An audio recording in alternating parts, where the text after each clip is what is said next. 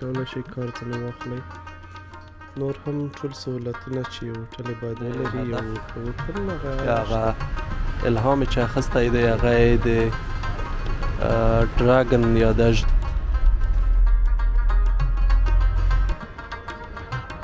دا د بارسلونا یو ښکلې سیمه ده. دا د ما غږ څه وخت کېږي نه سمیږي.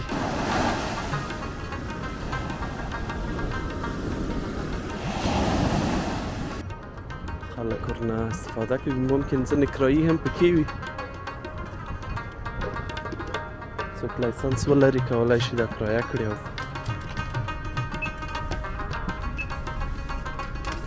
Oh, I need a one-day ticket, please. One day? Yes.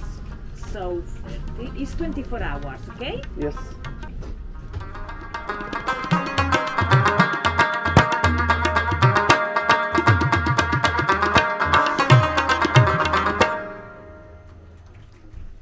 دا د هوټل لابي ده او وړاندې هغه چې ښکاري د سهارنۍ خوړلو ځای دی.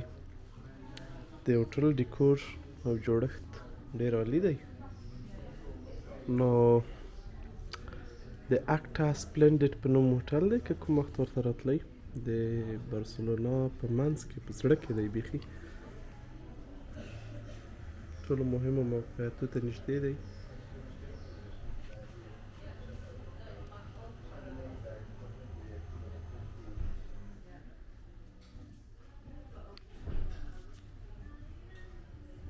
دلته پرنټر او کمپیوټر هم شته چې کولی شئ کار ځنې واخلئ. نور هم ټول سهولتونه چې یو هوټل باید ولري، یو ښه هوټل هغه شته. د هغه سهارنۍ خوړنځي نه وړاندې د بیرون ښار او سیمې لیدنه او منظره هم کولی شئ. سلامونه، وخت مو په خیر. دا د یوه بله ورځ پیل شوه او د پښتون ګرځندوی سره د یوې بلې سیمې ننداره کوو. نن هم د بارسلونا یوه بله برخه در باندې ګورم.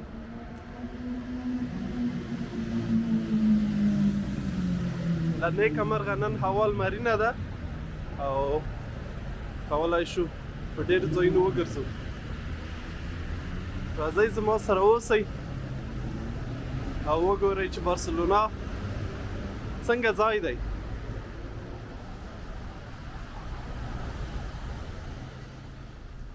دا هم د بارسلونا یو سهار. خلک راوتلي دي، خپلو کارونو مارونو پسې سرګردانه دي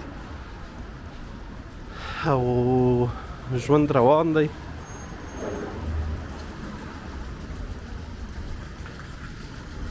ښایي تاسو به خبر وئ چې په اسپانیا کې هم څو کاله وړاندې کورنۍ جګړه وه. پخوا هم دلته ډېرې جګړې شوي دي، ډېرې اوږدې جګړې، کورنۍ جګړې، د بهرنیو یرغلونه، د کلونو کلونو لپاره استعمار دی، د سلګونو کلونو لپاره. خو بیا هم دوی خپل ځان جوړ کړ او له هغه ټولو حالاتو راووتل او اوس د یوه باثباته پرمختللي پر ځان بسیا هیواد په توګه د نړۍ په نقشه شته.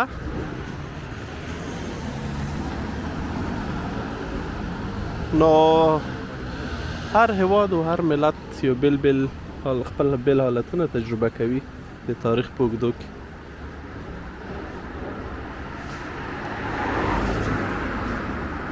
بد حالت هم د تل لپاره نه وي او ممکن ښه حالت هم د تل لپاره نه وي.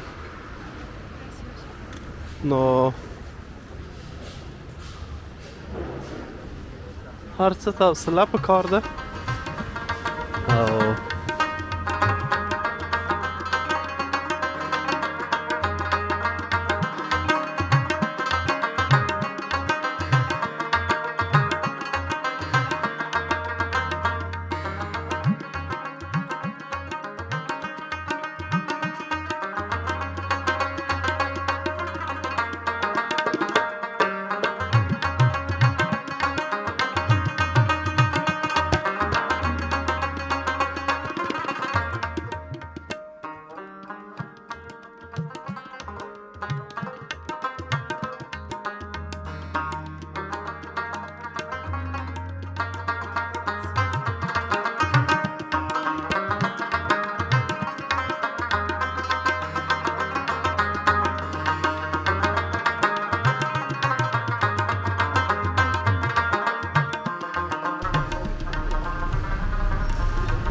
دغه ودانۍ هم چې ښکاري د انټونیو ګوډي لخوا ډیزاین شوې او د دې مخې نه یې هدف یا هغه الهام چې اخیستی دی هغه یې د ډراګن یا د اژدها د پوست نه اخیستی یا د هغې په ډول یې جوړه کړې ده.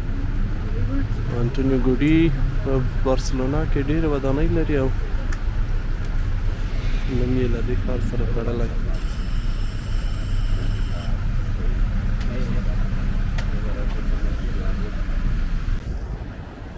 دې خوا ته هم د بارسلونا مرکزي سټیشن دی. دا سټیشن د ښار د مرکز نه یو څه لرې واقع شوی او له دې ځایه فرانسې بارسلونا او له دې ځایه فرانسې اسپانیا نورو ښارونو او اروپا مختلفو ښارونو ته بیا ټرینونه ځي.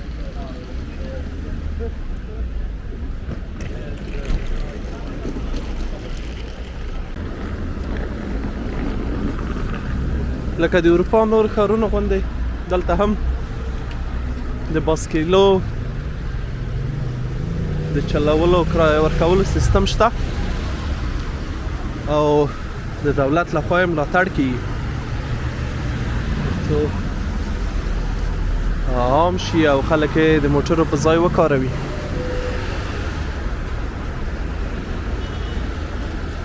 په ځینې ځایونو کې بیل لاینونه هم ورته جوړ کړي. په ټول اروپا کې بیا هالند فکر کوم د بایسکل چلولو کې یا کارولو کې اول درجه دی. هغلته ډېر زیات کارول کېږي.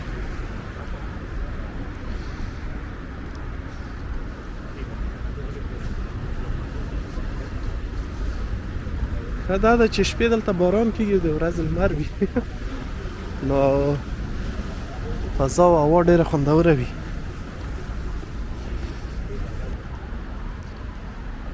اوس هم سهار دی مځکه لالنده ده خو هوا لمرینه ده او معتدله ده ښه ده.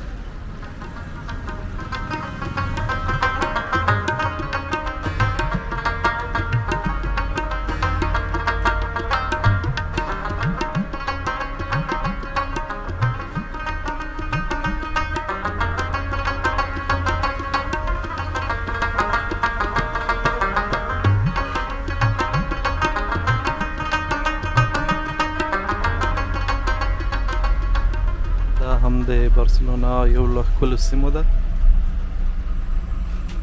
دلته ځینې تاریخي ودانۍ هم شته.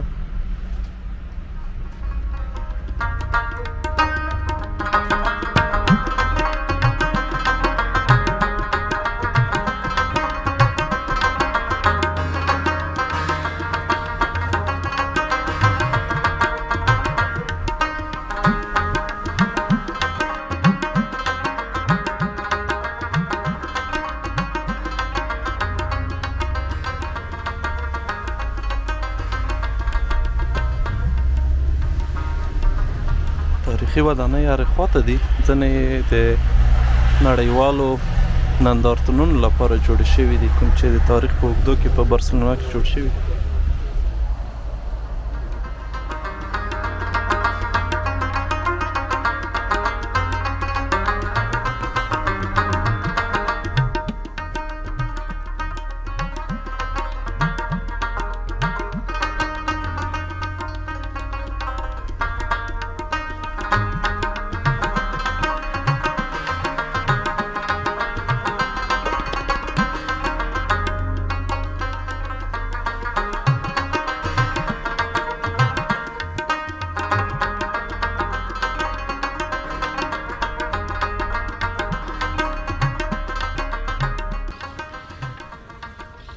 دا د مناک په نوم د کاتالونیا د هنر موزیم دی او د تیرو زرو کلونو هنري آثار پکې ساتل کیږي.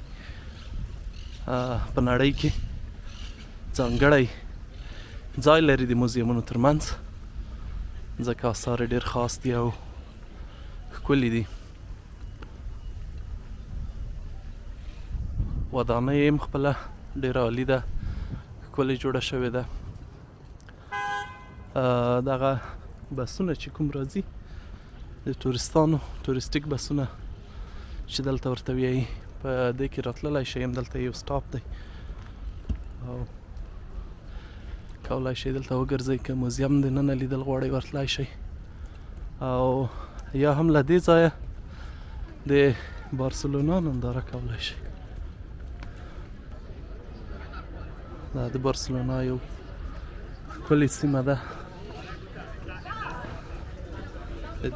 اروپایي هېوادونو کې دغه ښوونځي د ماشومانو ښه ساعت تېر وي، ځکه همیشه یې وړیا راولي او دلته یې ګرځوي په موزیمونو، په تاریخي ځایونو، ځینې ځایونو کې حتی نورو هېوادونو ته بیایي په شپو. ځینې خلک اگر چې دې سره ستونزه لري، زموږ تاسو افغانان بیا په تېره کې نجونې وي اجازه نه ورکوي. او هغسې محیط کې چې څوک ګډ شوي وي رښتیا مشکل هم دی، که نه نور خو زه په دې اړه څه نشم ویلی. دا ډېره جنجالي موضوع دی موږ تاسو ترمنځ موږ ټولنه کې، چې نجونو ته څومره ازادي ورکوي، څومره یې پټې ساتي او په څومره قیدونو لاندې وي. د لاندې ځای که راځئ دلته زینې هم راختلي دي، دغه برقي دې کې هم راختلی شئ.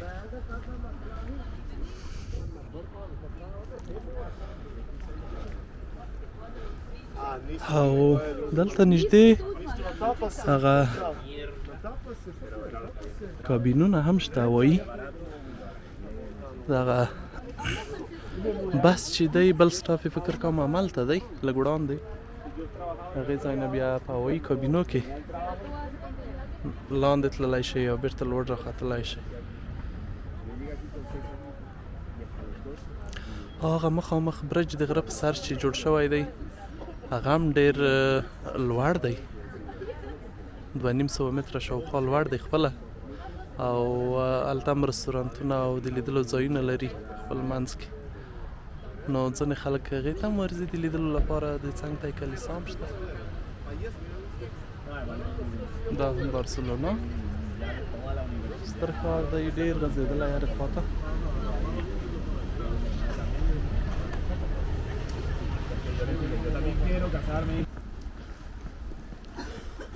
هوا ډېره عالي ده، سړي زړه غواړي چې دایمي دلته واوسي. خو که دلته کاروبار امکانات وي، زه نه پوهېږم چې کورونه به څه ډول وي، کراوې. اروپا کې خو غټ جنجال، یا په هر ځای کې نړۍ په هر کونج کې کور ستر جنجال دی چې خپل کور ونه لرې او کرا ورکوي. نو د لګښتونو پوره کول یو څه سختېږي متاسفانه.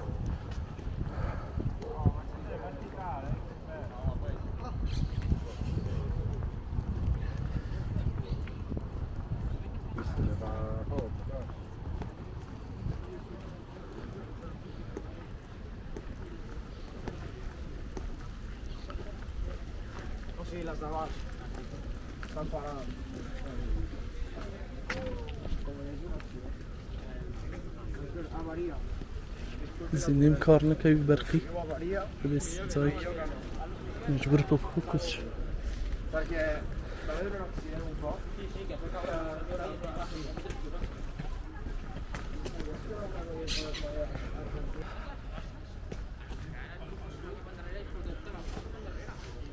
دا لوړې ژورې په یوه ښار یا سیمه کې ډېرې عالي وي، سیمه ورسره ښکلې کېږي.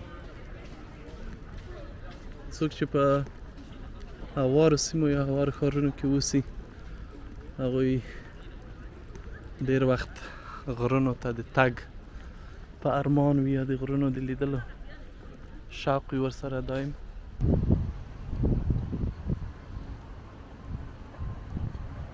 دغه رقم پایې چې ډېرو سیمو کې دي اکثره یې د یونان د اپولون د معبد نه په الهام جوړ شوي هغه معبد چې اوس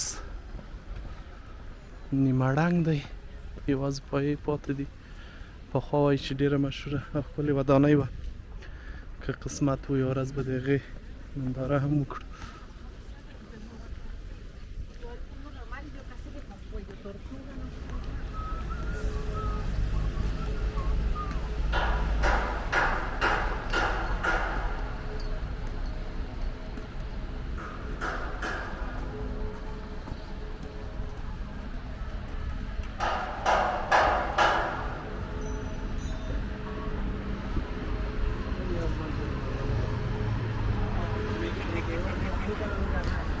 دلته هم د زینې خرابې دي مینټننس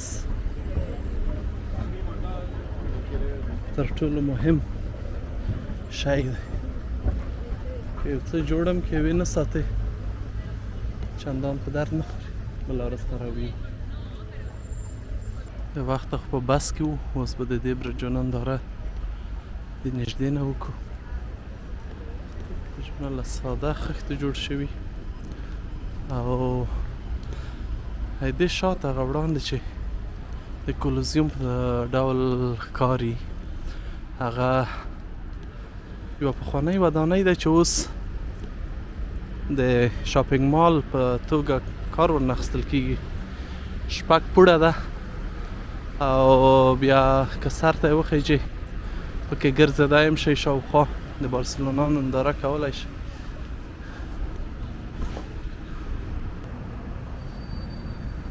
نو دا هم شول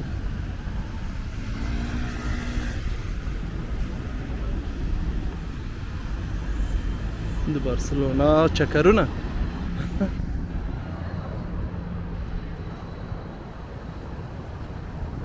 که د نورو ښارونو په اړه یا د دغه ویډیوګانو د ډول او جوړېدو یا په کیفیت په اړه کوم وړاندیزونه لرئ یا نیوکې لرئ سپموئ یې مه هیله ده کومنټونو کې یا مسیجونو کې راته پرېږدئ تر څو زه وکړای شم په راتلونکي کې د ویډیوګانو د لا ښه والي لپاره ګټه ترې واخلم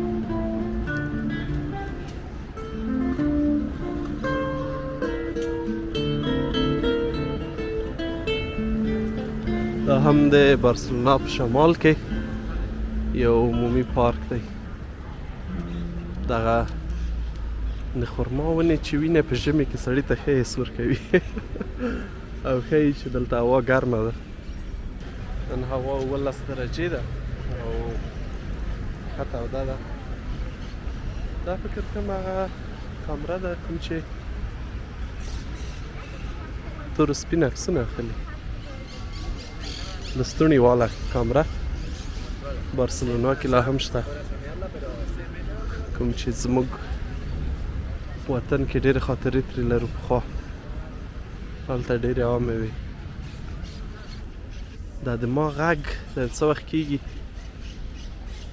نه سمیږي د مني ناروغۍ سږ کال ډېرې اوږدې شوې په بشپړ ډول سړی نه پکې کېږي که کومه چاره یې در معلومه وي راته ولیکئ او یا به هم چې دا ویډیو خپرېږي یا تاسو وینئ ډېر وخت به تېر وي او هیله ده چې زه به ښه شوی وم او تاسو به هم له ناروغۍ خوندي وئ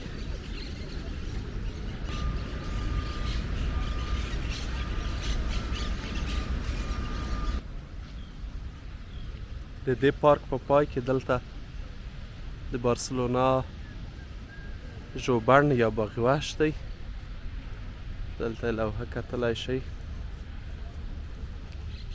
او له دې وړاندې بیا سمندر راځي او بیچ دی دا ډېره ښکلې ساحه او سیمه ده داسې ښکلي چې پکې وګرځئ او که ورځ هم لمرینه وي نو ډېر خوند کوي ساعت به تېرېږي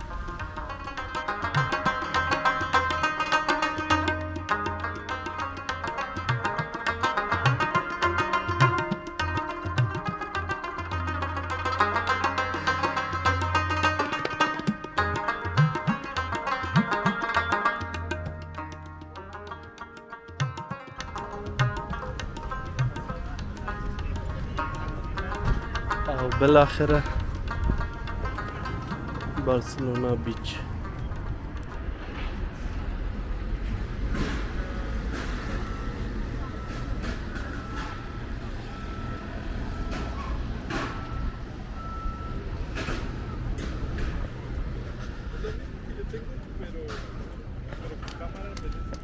راځئ د لاندې ورکوز شو اوبه غاړې ته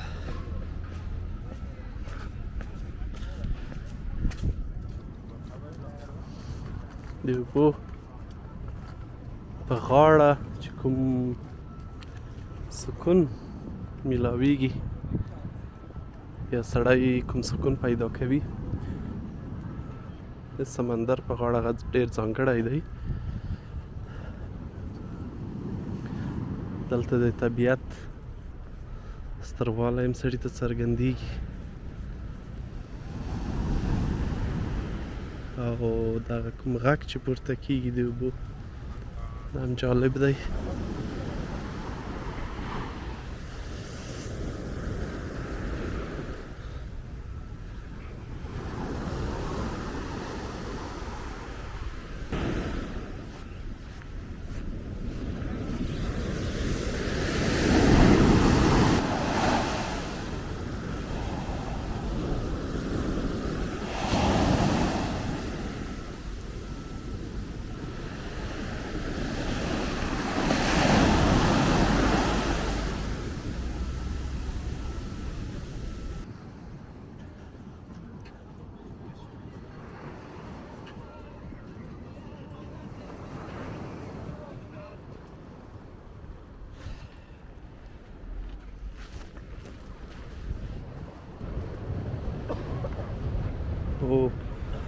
بل وړ هم راپورته کېږي دلته فکر کوم راتګ هم منع دی خو خلک راځي نو زه هم راغلم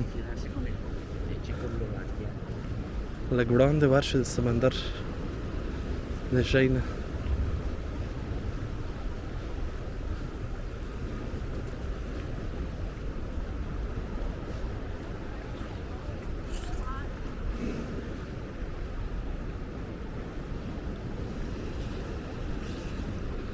دا ځای چې لوند دی دې نه معلومیږي چې اوبه راپورته شوي دي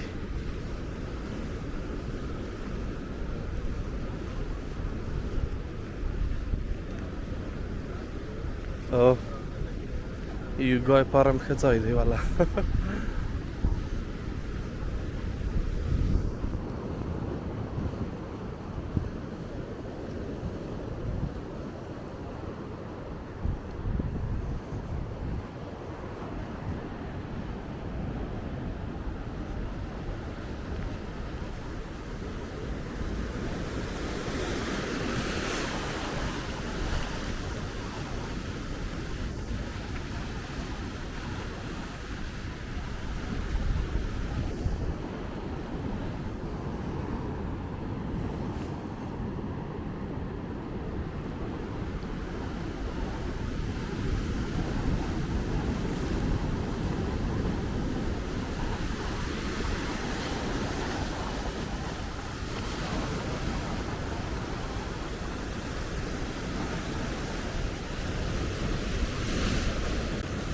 دا هم شو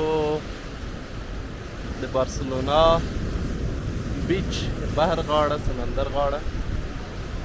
بارسلونا ډېر غټ بندر لري او له دې ځایه ډېرې کښتۍ ځي د نړۍ مختلفو برخو ته. هغه کروز کښتۍ چې کومې دي هغه هم له دې ځایه مختلفو هیوادونو ته ځي او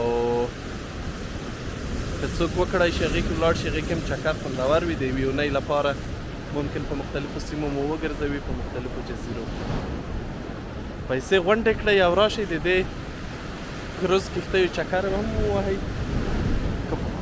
قسمت و یو ورځ به موږ هم پکې ولاړ شو او تاسو هم په خپل پلان کې که چېرته ځای ونیسئ.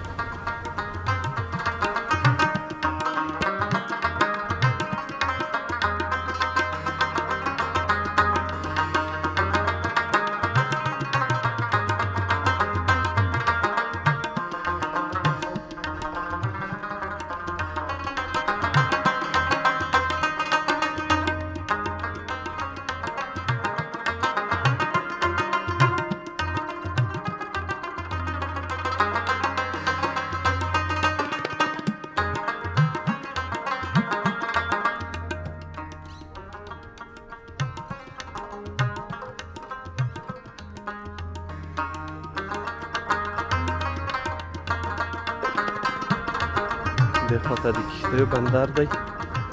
دې کې د وړې کښتۍ اکثره شخصي وي، د پارکینګ غونته ځای دی او خلک ورنه استفاده کوي. ممکن ځینې کرایي هم پکې وي، څوک لایسنس ولري کولی شي دا کرایه کړي او چکر ووهي پکې.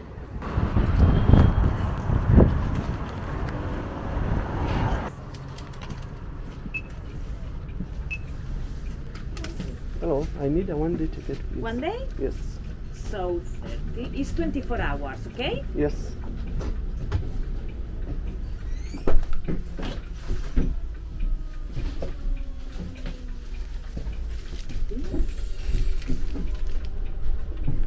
Your ticket, every time that you take the bus, you have to show, okay? And it's valid for red and for blue, both lines, okay? Yeah, thank you. 30 y 40. Thank you. Gracias.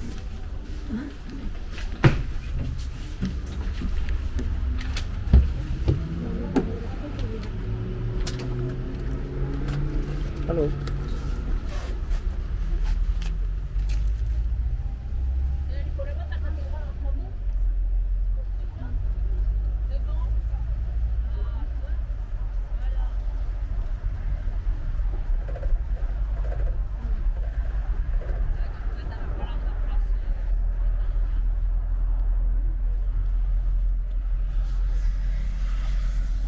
دا ټول بس دی، د کې وختو او اوس به د دې له کړکۍ نه د ښار ننداره وکړو. او ښه دا ده چې له دې ځایه ښه ننداره کېږي. بس ټکټ په 30 یورو دی د 24 ساعتونو لپاره او د بارسلونا تقریبا ټول مهم ځایونه ښیي. هر وخت په هر سټاپ کې کوزېدلی او ختلی شئ. په هر نیم ساعت کې هر سټاپ کې بیا یو بس راځي. نو د خپله د هغه ترانسپورټ د ټکټ نه بیا دا ښه دی چې وګرځئ، ځکه دا هغه اصلي نقطو ته ځي کومې چې تورستانو ته په زړه پورې وي یا جالبې وي او یا ښکلې وي. نو راځئ وګورو. وړاندې خو چې ښکاري هماغه مهمه کلیسا ده کومه چې په تېره ویډیو کې مو په اړه معلومات درکړل، ومو لیده. دلته چارجر هم شته او غږیز لارښود هم شته. نو په 15 ژبو معلومات درکوي، غوږۍ یا ګوشکۍ هم درکوي، کولی شئ په لارې واورئ. هر مهم ځای ته چې راسي بیا د هغې ځای په اړه معلومات ورکول کېږي اتومات. اوس د بارسلونا هغه مرکزي سیمې یا نقطې ته رسیږو او په دې ځای کې بارسلونا په 2 برخو ویشل شوې ده. چپ لاس ته یې زړه بارسلونا او ښي لاس ته موډرنه یا نوې بارسلونا ده. مرکزي سیمې ته پلازا د کټالونیا ویایي.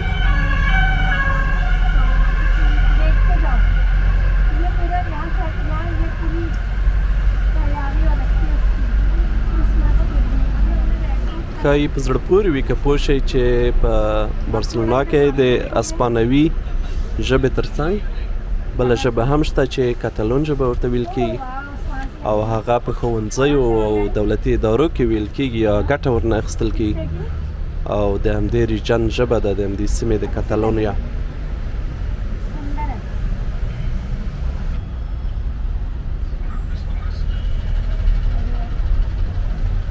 دا بس وای فای هم لري او اصلي 2 لاینه لري، یو بلو لاین یو ریډ لاین یا بیو سور لاینونه چې یو یې په جنوب کې دی او بل شمال خواته ځي بسونه.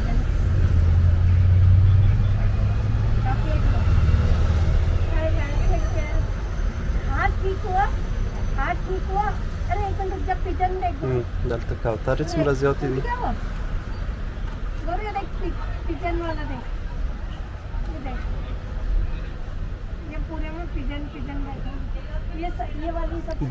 د بسو عمومي مرکز یا سټاپ چې دی دغه ځای دی، همدلته درېږي د دواړو لاینونو بسونه او له دې ځای بیرته ځي او کولی شئ دلته بیا بدل هم کړئ، بلو لاین او ریډ لاین یو بل سره.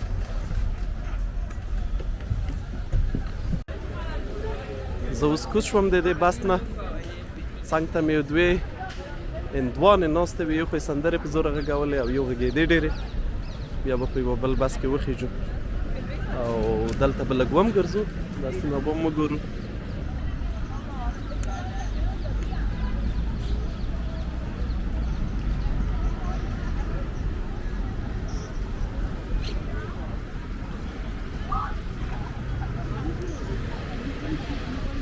واو زښته ډېرې دي.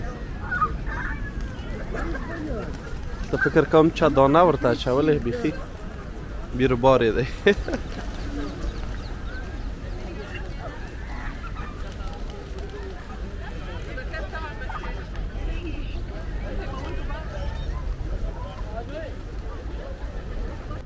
دا هم د ګرځندوی یوه بله برخه وه له برسلونا څخه. بیا هم له ما سره اوسئ، د نورو ځایونو ننداره به هم کوو. تر بیا ښه وخت، سوکاله اوسئ، د خدای په امان.